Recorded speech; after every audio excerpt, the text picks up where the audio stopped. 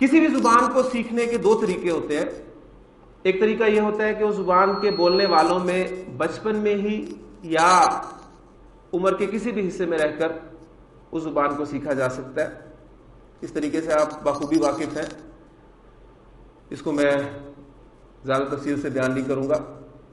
دوسرا طریقہ یہ ہے کہ کسی سیکھی ہوئی زبان کی مدد سے نئی سیکھی جانے والی زبان کے قواعد سمجھ کر اس کو سیکھا جائے. یہ طریقہ تدریسی طریقہ کہلاتا ہے، اور اس کلاس میں انشاءاللہ تعالی ہم یہی طریقہ اختیار کریں گے. ہماری سیکھی ہوئی زبان ایک تو ہماری اپنی زبان اردو ہے، جس پہ ہمیں بڑا فخر ہے اور ہم بڑی آسانی سے اسے بولتے ہیں. دوسری زبان جو ہمیں آتی ہے، جو ہم بچپن سے پڑھتے آ رہے ہیں اور ہمارا خیال ہے کہ ہمیں آتی ہے، وہ ہے ہماری انگریزی زبان. تو انشاءاللہ تعالی کچھ چیزیں ہم ان دونوں زبانوں کی مدد سے، جو ہماری سیکھی زبانیں ہیں اس کی مدد سے عربی زبان سیکھنے کی کوشش کریں گے انشاءاللہ تعالی. ایک اور بات جو آپ ذہن میں ہمیشہ رکھیے گا وہ یہ ہے کہ زبان پہلے وجود میں آتی ہے اور پھر ضرورت پڑنے پر اس کے قواعد مرتب کیے جاتے ہیں. کبھی ایسا نہیں ہوتا کہ کوئی زبان کے لیے پہلے قواعد ترتیب دے لیے جائیں اور پھر ان کی بنیاد پر زبان بولی جائے. ایسا کبھی نہیں ہوتا. زبان پہلے وجود میں آتی ہے.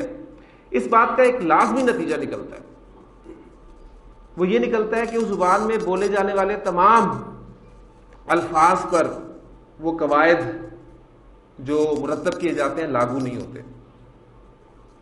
اس لیے ایک بات آپ ابھی سے اپنے ذہن میں اچھی طرح بٹھا لیں کہ آپ جب بھی عربی زبان کا یہاں کوئی قاعدہ سیکھیں گے، پڑھیں گے، یاد کریں گے، سمجھیں گے، اس قاعدے کے حوالے سے ایکسیپشن کے لیے آپ نے ذہن میں جگہ ضرور بنانی ہے. اگر آپ ایسا نہیں کریں گے تو کنفیوز ہوں گے. آپ نے ایک قاعدہ سیکھا، اس کی اپلیکیشن دیکھی، اس کو یاد کر لیا، پریکٹس کچھ الفاظ کی اس کے مطابق کر لی، لیکن آگے جا کر کچھ باتیں اس قاعدے کے مطابق نہ ہوئی تو آپ کنفیوز ہوں گے. اگر آپ ایکسیپشن کہہ کے آگے گزر جائیں گے تو انشاءاللہ تعالیٰ آپ کے لیے آسانی ہوگی.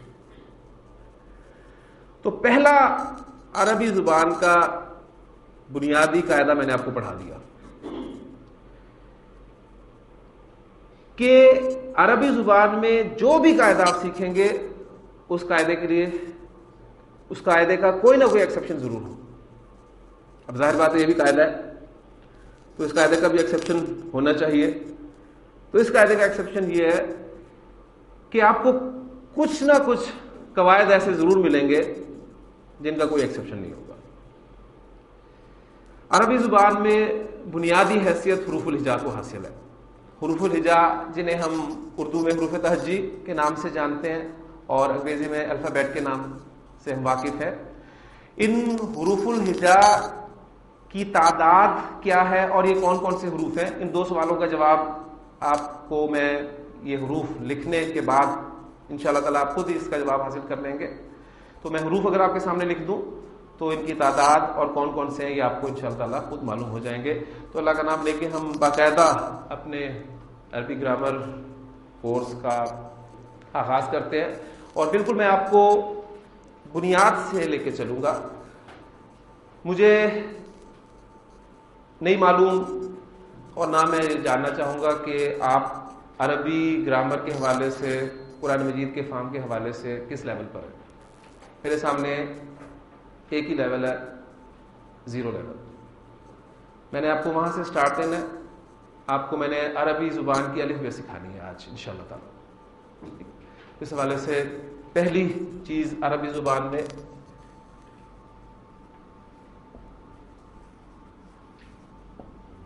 حروف الہجا.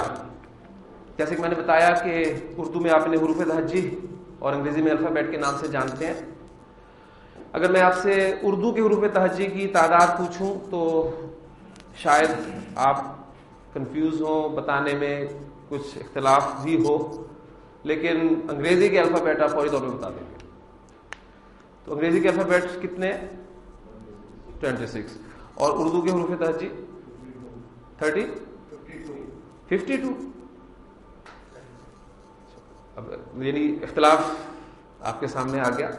بہرحال عربی زبان میں جو حروف الہجاء استعمال ہوتے ہیں وہ کتنے ہیں اور کون کون سے، یہ میں آپ کے سامنے لکھتا ہوں. ان کو میں ایک خاص ترتیب سے، ایک خاص ترکیب سے لکھوں گا آپ کے سامنے، اور یہی ترتیب آپ کو ان حروف کو یاد کرنے میں مدد دے گی انشاءاللہ تعالی.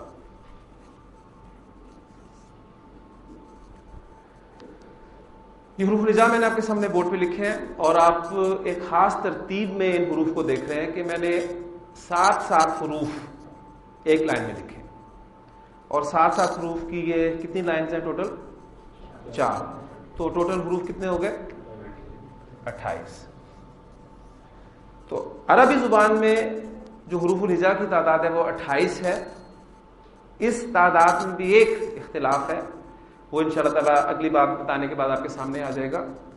ان حروف کی ادائیگی، ان حروف کی پروننسیشن جو ہے وہ ایک خاص انداز سے ہوتی ہے. قرآن مجید پڑھنے والا ہر قاری جو ہے وہ اس بات کو جانتا ہے. اگر میں آپ سے درخواست کروں کہ آپ میں سے کوئی ان حروف کو پڑھ دے تو پھر اس کے بعد میں اپنی بات آگے لے کے چلوں گا انشاءاللہ تعالی. جی. با تا ثا جیم ح خا دال زال را زا سین شین قاف طا طا ظا عین غین فا قاف کاف لام میم نون واو ہا یا. آپ نے دیکھا کہ جو حروف الہجاء ہیں ان میں آپ کے ایک ساتھی نے ان حروف کو ایک خاص انداز سے ان کی ادائیگی کی ہے. اس میں پہلا حرف جو آپ کے سامنے آیا وہ تھا الف، پھر اس کے بعد اس کو اردو میں جس طرح ہم پڑھتے ہیں بے، اس طرح انہوں نے نہیں پڑھا اس کو، بلکہ اس کو انہوں نے با پڑھا ہے. پھر اس کے بعد اگلے حرف کو پھر انہوں نے تا پڑھا، یعنی الف کے ساتھ پڑھا، پھر سا پڑھا. لیکن اگلا حرف جو آیا جسے ہم اردو میں جیم کہتے ہیں، اس کو انہوں نے جا نہیں پڑھا بلکہ جیم ہی پڑھا. پھر اس کے بعد اگلا حرف جو ہے پھر اس کو ہے نہیں پڑھا بلکہ ہا پڑھا. تو یہ کیا چکر ہے؟ ان حروف کو ہم کن حروف کو ہم الف کے ساتھ پروناؤنس کریں گے، کون سے حروف جو ہیں وہ اسی طرح پڑھیں گے جس طرح اردو میں پڑھتے ہیں؟ اس کے حوالے سے ایک چھوٹی سی بات آپ ذہن میں رکھیں گے تو انشاءاللہ تعالیٰ یہ بھی خدا آپ کا کھل جائے گا. ایک بات اور ذہن میں رکھیے گا کہ یہاں پر آنے سے پہلے جو کچھ آپ کو معلوم تھا اور یہاں کلاس کے اختتام کے بعد جو آپ کے علم میں اضافہ ہوا، یہ کمپیریزن آپ نے ڈیلی لازمی کرنا ہے. اس سے انشاءاللہ تعالیٰ آپ کو محسوس ہوگا کہ آپ کے علم میں واقعی کچھ نہ کچھ اضافہ ہو رہا ہے. چھوٹی سی بات ایک آپ کے سامنے رکھوں گا. دیکھیں یہ جو ہمارے حروف ہیں ان کو اگر میں اردو املا میں لکھوں، جیسے الف کو ہم لکھتے ہیں الف بے، پڑھوں گا میں اردو کے اعتبار سے اور لکھوں گا بھی اردو املا میں بے تے سے جیم ہے خے دال. یہ 8 حروف میں نے آپ کے سامنے لکھے ہیں.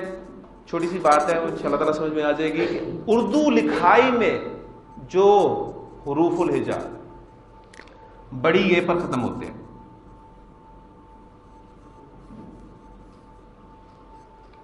ان حروف کو آپ نے الف کے ساتھ پروناؤنس کرنا ہے.